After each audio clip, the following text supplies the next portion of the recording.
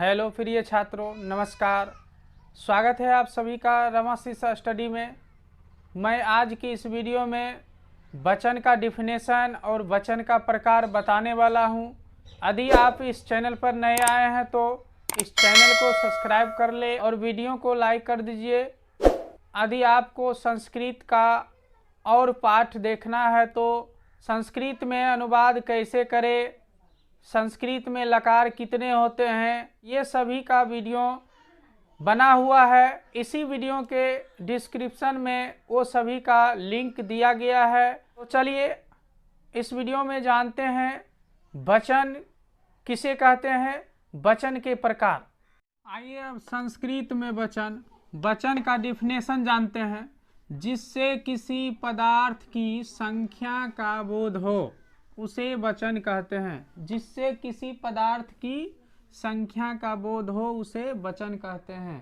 पदार्थ की संख्या क्या, यानी कोई भी पदार्थ हो, वस्तु होगा, कोई भी वस्तु, दो वस्तु यानी दो घोड़े, तीन घोड़े, अनेक घोड़े, इस तरह का बोध होगा तो ये हमारा वचन कहलाता है। संस्कृत में वचन तीन प्रकार के होते हैं: एक वचन, द्विवचन और बहुवचन। संस्कृत में वचन तीन प्रकार के होते हैं: एक वचन, द्विवचन और बहुवचन। आइए हम एक वचन का डिफिनेशन जानते हैं। एक वचन का डिफिनेशन है जिससे किसी एक व्यक्ति या पदार्थ, जिससे किसी एक व्यक्ति या पदार्थ का बोध हो उसे एक वचन कहते हैं। मान लीजिए ये क्या है, मार्कर है, ये कितना है, एक है, तो यह कौन सा वचन होगा, एक वचन होगा।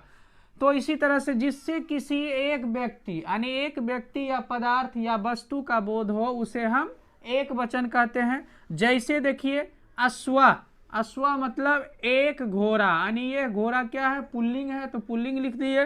बलिका, बलिका मतलब एक यानी एक लड़की, लड़की क्या है, स्त्रीलिंग है तो स्त्रीलिंग लिख दिए।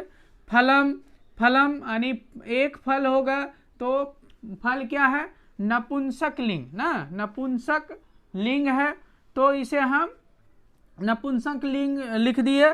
तो इसी तरह से हम किसी अनुवाद, यदि संस्कृत में अनुवाद बनाएंगे तो एक घोड़ा दौड़ता है, देखिए यहाँ लिखा है एक घोड़ा दौड़ता है तो एका अश्वा यानी एक का एका हुआ, अश्वा मतलब घोड़ा हो गया। एका अश्वा धावती तो एक घोड़ा दौड़ता है। यदि हम एका नहीं लिखकर सिर्फ अश्वा धावती लिखेंगे तो हमारा संस्कृत में अनुवाद सही होगा। इसी तरह से आइए बलिका पढ़ती है तो बलिका पढ़ती है या एक बलिका पढ़ती है, इसी तरह से बनाएंगे बलिका पठती ना, और इस तरह से भी एक बलिका, एका बलिका पठती। तो ये हमारा एक वचन था, यानी एक वचन में कोई भी व्यक्ति यानी एक व्यक्ति या वस्तु का बोध हो उसे हम एक वचन कहते हैं। चलिए अब द्विवचन का डिफिनेशन जानते हैं एग्जाम्पल के साथ। 2 नंबर में है द्विवचन, जिससे किसी दो व्यक्ति या पदार्थों का बोध हो उसे द्विवचन कहते हैं। जिससे किसी दो व्यक्ति या पदार्थों का बोध हो उसे द्विवचन कहते हैं। जैसे अश्वा, अश्वौ मीन्स दो घोड़े, बलिके दो लड़कियां, फले दो फल। जिससे किसी दो व्यक्ति या पदार्थ का बोध हो। मान लीजिए दो, ये क्या है, दो मार्कर है, दो मार्कर का बोध हो रहा है तो यहाँ क्या है, दो वस्तु का बोध हो रहा है, इसलिए यह द्विवचन में होगा। दो घोड़े दौड़ते हैं, अश्वा धावता है। देखिए दो घोड़े यानी दो घोड़े दौड़ रहे हैं, ये द्विवचन में होगा।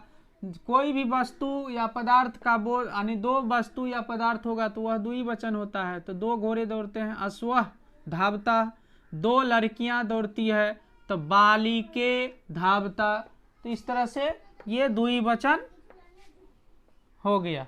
अब आइए 3 नंबर में है बहुवचन का डिफिनेशन जानते हैं। जिससे किसी दो से अधिक व्यक्ति या पदार्थों का बोध हो उसे बहुवचन कहते हैं। जिससे किसी दो से अधिक यानी 2 से अधिक 3, 4, 5, 6 कोई भी वस्तु 6, 5, 3 संख्या आ जाए वस्तु के तो वह होगा बहुवचन कहलाएगा, वही बहुवचन होगा। जैसे अश्वह मीन्स अनेक घोड़े, बलिकह मीन्स अनेक लड़कियां, फलानी मीन्स अनेक फल। अब यहाँ देखिए वर्षा होती है, वर्षा भवंती, ये वर्षा क्या है? वर्षा बहुवचन शब्द है, इसलिए वर्षा जो है वर्षा होती है तो वर्षा भवंती होता है। कितने छात्र पढ़ते हैं? कति छात्रः पठन्ति, यहाँ पता नहीं है कि कितना है, 1 है, 2 है, 3 है, कितना छात्र है पता नहीं है।